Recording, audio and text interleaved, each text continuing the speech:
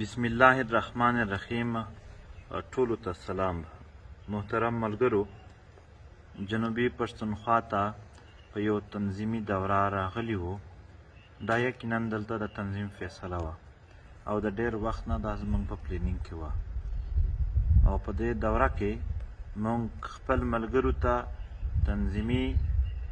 او د خپل پی ټي ایم د تحریک په اړوند باندې د مقاصدو یا د تګلارې یا د پلینینګز یا په دې خطه کې سیاسي او غیر سیاسي عسکري او هر قسمه حالاتو په هکله د تحریک موقف په دې حواله سره تربیتي غونډې وې او بل اړخ ته مو ولسي غونډې هم وې.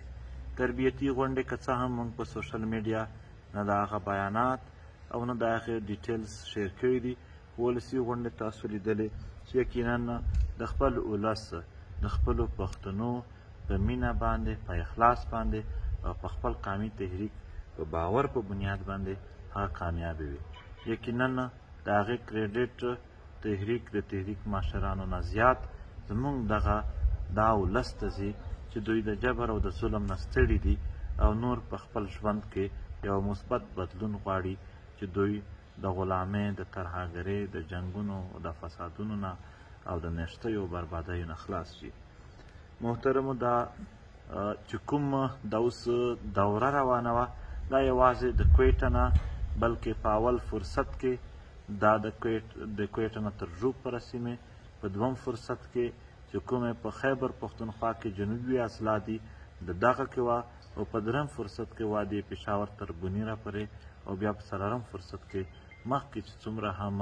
تر کوهستان پورې یا تر بټګرام پورې سیمې وې د یو ضلع ته تګ و. د خپلو ولسونو سره هم، د خپلو ملګرو سره، د خپلو تنظیمونو سره او په دې ولس کې موجود قومي مشران، علما، ادیبان، وکیلان او د بېلابېلو پیښو لرونکي یو داسې خلک چې هغه تجربه لري د دغو ټولو سره ناستې او ولاړې او د دوی سره خبرې شیډول وي. خو په موجوده وخت کې یو داسې ستونزه منځته راغله چې هغه ستونزه یقینا موږ ویل هم چې دا دومره مشکل به نه پیښیږي، خو د هغې کې د ډېر مشکل په هکله باندې په دې شیډول کې لږ څه فرق راځي. تاسو ته به پته وي چې په شمالي وزیرستان کې د پی ټي ایم درې ډېر ټاپ عهدهدار عیدالرحمن چې کوارډینیټر دی د پوره ضلع، او د ده سره زاکیم چې هغه د مرکزي کمیټې ممبر دی، او ورسره صدر جلال وزیر چې هغه د مرکزي کونسل ممبر دی. دا درې وړه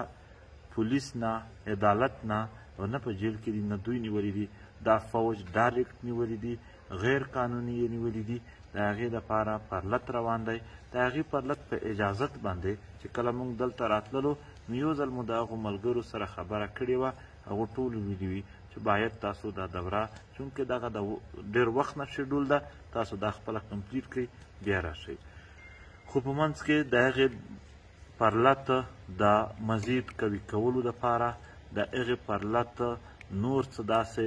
مخشې مزلونه روان دي یا داسې څه پلینز را روان دي چې هغې دپاره د هغې پرلت ملګرو ضروري شمارله چې موږ ټول د دوی سره شرکت وکړو او موږ هم هلته ورشو.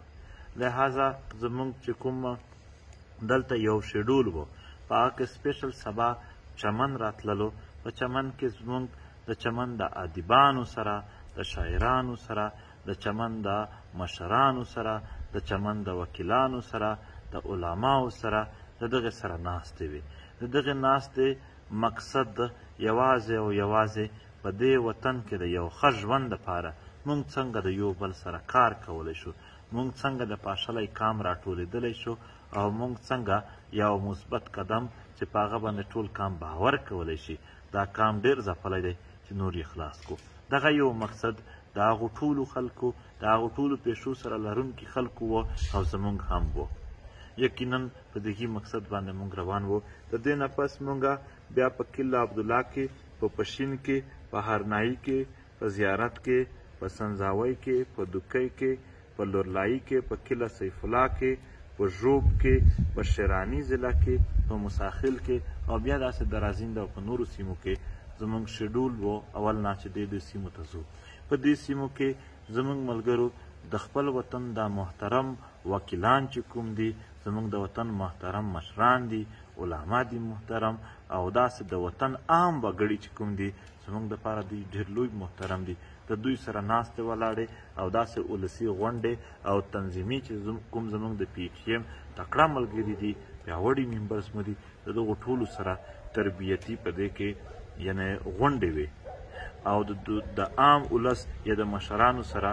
هم په د دې تحریک او د دې وطن د مستقبل په اړوند باندې غونډې هم وې ناستې هم وې داسې په بېلابېلو سیمو کې زموږ هغه پښتانه وروڼه چې په غم کې دي په نږدې وختونو کې دوی ته غمونه ور جوړ شوي دي د هغو فاتحخانې هم وې یقینا د پښتو روایات دي چې د خپلو ولسونو سره به په غم او شادي کې انسان شامل وي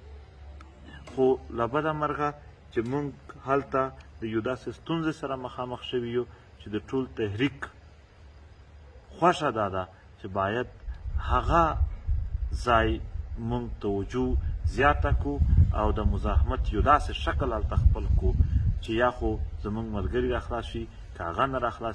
راخلاصېږي دومره سخت مزاحمت وشي چې یو تاریخي مزاحمت وي هلته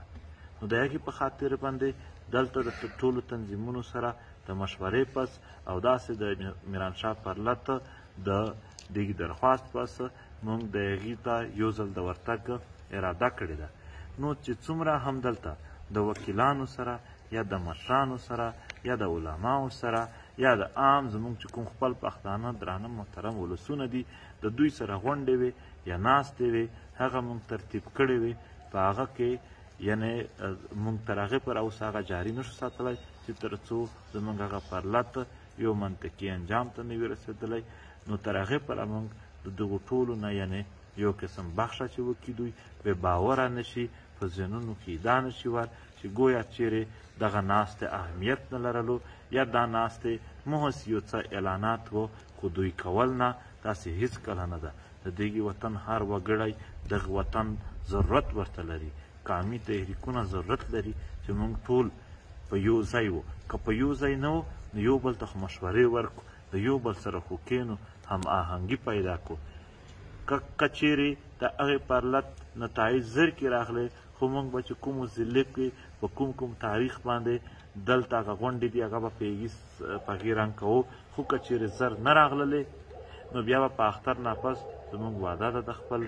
قام سره چې موږ به دغه ولسي کنټیکټ دا ولسي ربط او دا ورسره تنظیمي تربیت دا به زموږ په هغه شان جاري وي یقینا چې زموږ د خپل ټول ولس سره په دې ولس کې بیا موجود ډېر تجربه کار او هغه خلک چې په تنظیمونو او په تحریکونو پوهېږي د هغو سره ناستې دي او خپل تنظیم ملګرو تنظیمي تربیتونه دي د خپل تنظیم یو موقف چې د ټولو سره یو وي د دې ټولو دپاره کار دا د دې کام مفادات دي دا به موږ بیا هم جاري ساتو یو ځل بیا هم د هغو ټولو وګړیو نه معذرت دی چې کومو سره دغه یعنې دا شوی یقینا په دې کې د چمن چې کومه دوره وه هغه خو بیخي متاثره کېږي او نورې هم که کومې دورې متاثره کېدلې نو هغو ټولو نه به موږ په اډوانس کې معذرت کوو خو البته دا کینسل نه دي دا ملتوي دي تر هغې پوره چې زموږ هغه پرلت جاري وي چې هغه پرلت